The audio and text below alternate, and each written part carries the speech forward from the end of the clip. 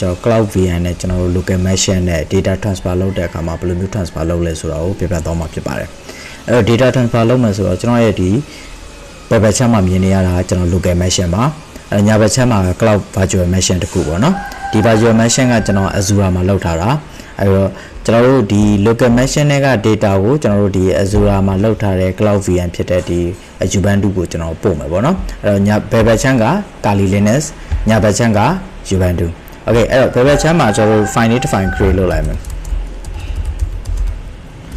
.txt ဆိုတဲ့ file လေးတစ်ခု create လုပ်လိုက်အဲ့တော့ဒီ file လေးကိုကျွန်တော်ဟိုဘက်က cloud VM ကိုကျွန်တော်တို့ transfer လုပ်မယ်ပေါ့နော်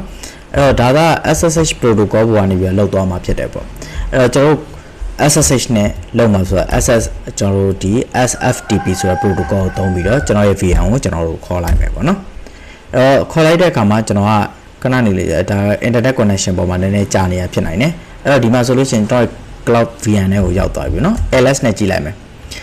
ls နဲ့ကြည့်တဲ့အခါမှာ cloud VM မှာဘာ data မှမရှိဘူးဒီဘက်မှာလည်းပြမယ်เนาะညာဘက်ချောင်းကြည့်လိုက်တဲ့အခါမှာလည်း ls နဲ့ကြည့်တဲ့အခါမှာဘာ data မှမရှိသေးဘူးပေါ့အဲ့တော့ဆွမ်းက BNTest ဆိုတဲ့ data ကိုကျွန်တော်တို့က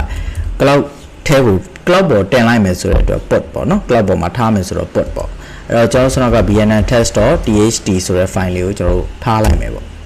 အဲ့တော့ server စီကို upload လုပ်လိုက်ပြီ ls နဲ့ကြည့်တဲ့အခါမှာကျွန်တော်တို့ဆွမ်းက data ရောက်သွားလိုက်မယ်အဲ့တော့ server စီရဲ့ data အဲ့တော့ညာဘက်ချောင်းကြည့်မယ်server စီရဲ့ data ကိုကျွန်တော်တို့ download ပြန်လုပ်မယ်ဆိုလို့ရှိရင်ဒီမှာ test နဲ့ linux.com ပေါ့နော်ဒီ file လေးတစ်ခု create လုပ်လိုက်မယ်အဲ့တော့ဒီ file လေးကိုကျွန်တော်ရဲ့ local machine နဲ့ကို download ပြန်လုပ်လိုက်မယ်ဆိုတော့ကျွန်တော်တို့ပြန်ပြီးတော့ download လုပ်မှာကို cat လို့ခေါ်တယ်เนาะ cat ဆိုတော့ server မှာရှိနေတဲ့ bnntest linux.com ပေါ့နော်ဒါကိုရယူတာအဲ့တော့ local machine နဲ့ကို download လုပ်လိုက်ပြီဖြစ်တဲ့အတွက် server စီကနေကျွန်တော်တို့ local machine နဲ့ကို download ရလာလိမ့်မယ်အဲ့တော့ကျွန်တော်က exit နဲ့ထွက်ပြီးတော့ local machine နဲ့ကိုရောက်မရောက်ကိုကျွန်တော်ကြည့်လိုက်မယ်ဆိုရင် ls bnntest linux เนาะကြည့်လိုက်မယ်ဆိုရင်เนาะကျွန်တော်ဒီ file ကိုပေးသွားပြီဖြစ်ပါတယ်ဒါကအခု sharing လုပ်ပေးလိုက်တဲ့နည်းလမ်းက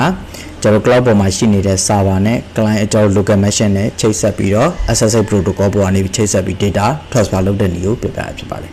အားလုံးကျေးဇူးတင်ပါတယ်